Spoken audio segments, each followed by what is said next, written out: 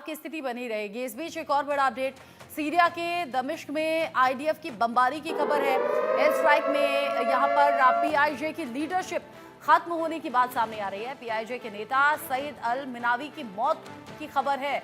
हमले में पीआईजे नेता अबू ईसा भी मारे गए हैं। पीआईजे के नेताओं के मारे जाने की पुष्टि इस बीच खलबली को और ज्यादा बढ़ा रही है। सीरिया में बारूदी प्रहार से अब ऐसा लग रहा है कि आईडीएफ लगातार जो अपने हमला करने का जो एरिया है वो बढ़ा रहा है और आईडीएफ को ये जो इंस्ट्रक्शंस मिल रहे हैं ये सीधे सीधे बेंजामिन नेतन्याहू की तरफ से ही सामने आ रहे हैं। ऐसे में हमले में पीआईजे के अलग अलग नेताओं के मारे जाने की पुष्टि भी सामने आ रही है। इन सभी के बीच में एक और अपडेट, अमेरिका के खिलाफ ईरान ने बनाया है नया प्लान। मुस्लिम देशों को एकजुट करने में ईरान जुटा हुआ है। मुस्लिम देशों से एक होने की अपील भी ईरान के जरिए की गई है। अमेरिका की साजिशों के सामने खड़ा होना चाहिए, ऐसा इजरायल और अमेरिका के खिलाफ एकजुटता दिखाने की कोशिश में ईरान की तरफ से कहा गया है। यानी कि ईरान मुस्लिम कंट्रीज को एकजुट कर रहा है अमेरिका के खिलाफ भी, क्योंकि अमेरिका लगातार इजरायल का सपोर्ट कर रहा है और इजरायल के खिलाफ भी मोर्चाबंदी करने की कोशिश यहां ईरान की तरफ से की गई है। लेकिन क्या ये वाकई इनफ होगा? अभी की सिचुएशन क्या इशारा कर रही है? क्योंकि राष्ट्रपति चुनाव में ट्रंप के जीतने के बाद से जानकारी ऐसी है कि कई मुस्लिम देशों की और कई मुस्लिम देशों के राष्ट्र प्रमुखों की बेचैनी बढ़ गई है। पिछले ही दिन ऐसी बड़ी मीटिंग भी हुई थी जिसमें माना ही जा रहा था कि आगे भविष्य को लेकर कुछ प्लानिंग यहां पर सामने आ रही है। ऐसे में क्या कुछ है यूएस के खिलाफ ईरान का प्लान, ये भी आप जान लीजिए। इस पर बात हम करेंगे आगे। इस्लामिक देशों को एक बड़ी इस्लामी सेना बनानी चाहिए, ऐसा इस मीटिंग में बात हुई है और अमेरिका की साजिशों के सामने खड़ा होना चाहिए। और अगर हर देश इस सेना को सिर्फ एक ब्रिगेड देता है तो इस सेना के गठन के साथ दुश्मन पीछे हट जाएगा, ऐसा आईआरजीसी की कमांडर मोहसिन रिजाई की तरफ से कहा गया है। और अब इसीलिए कहा गया है कि मुस्लिम देश एक साथ में आए। लेकिन मेजर जनरल माथुर, क्या ऐसा वाकई पॉसिबल हो सकता है? जिस मोर्चाबंदी में अभी ईरान लगा हुआ है, खबर तो ऐसी भी है कि ट्रंप के जीतने की खबर के बाद से ईरान में और खासतौर से खामेनेई में बेचैनी बढ़ गई है। रचना, आप बिल्कुल बिल्कुल सटीक आकलन आपका। देखिए, ईरान प्रयास कर रहा है और अब सऊदी अरब ने भी एक प्रयास करने का कोशिश किया था कि वो एक मुस्लिम राष्ट्रों, लेकिन मैं आपको एक बात बिल्कुल साफ, पहले भी मैं आपके चैनल पे कह चुका हूं रचना, एक सबसे बड़ी जो बात होती है वो आज के विश्व में हर राष्ट्र के अपने इकोनॉमिक इंटरेस्ट जो हैं वो सर्वोपरि होते हैं। तो जो कारोबारी हित है मिडिल ईस्ट के देशों का, वो कारोबारी हित अमेरिका के साथ रहने में है, वेस्टर्न पावर्स के साथ रहने में है और बाकी देशों से भी ट्रेड। पहला समय ऐसा था कि वो सिर्फ तेल की ताकत से, तेल के रुपए से, तेल के पैसे से अपना काम चला पा रहे थे, लेकिन तमाम देशों को अब इस बात का गुमान है कि वहां पर सिर्फ उस प्रकार से वो आने वाले समय में नहीं सस्टेन कर पाएंगे। आवश्यकता है इनको इंटरनेशनल रिलेशन बनाने की, आवश्यकता है इनको इंटरनेशनल ट्रेड में अपना डाइवर्सिफिकेशन और अपना आगे इसको ज्यादा बढ़ाने की।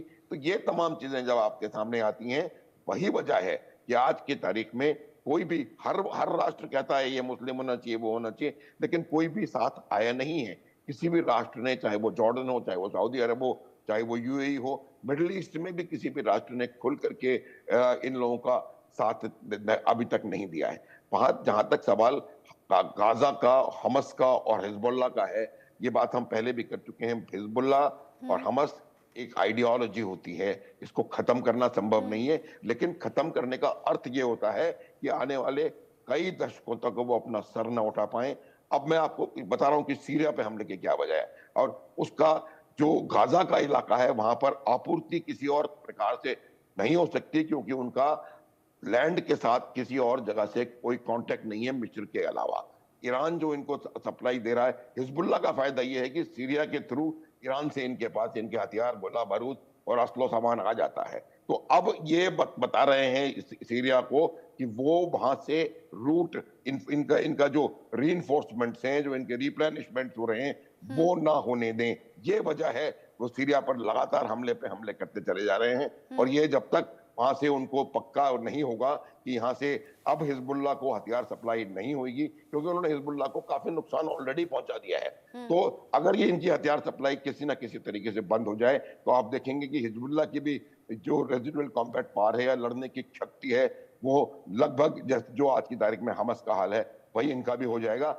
इसराइल और हमास और इसराइल और हिजबुल्लाह, ये एक बहुत बड़ा मेरे हिसाब से मिसमैच्ड कॉम्बिनेशन है। थोड़ी देर ठीक है। पहले भी हम इसके बारे में बात कर चुके हैं। अब आज की ये आप मान सिचुएशन सकते में आज की सिचुएशन में जब युद्ध की स्थिति और मोर्चाबंदी अलग अलग हिस्सों में देखने को मिल रही है, जेकेएस परिहार सर, ट्रंप का जीतना इन सभी सिचुएशन पर क्या असर डालता हुआ नजर आएगा?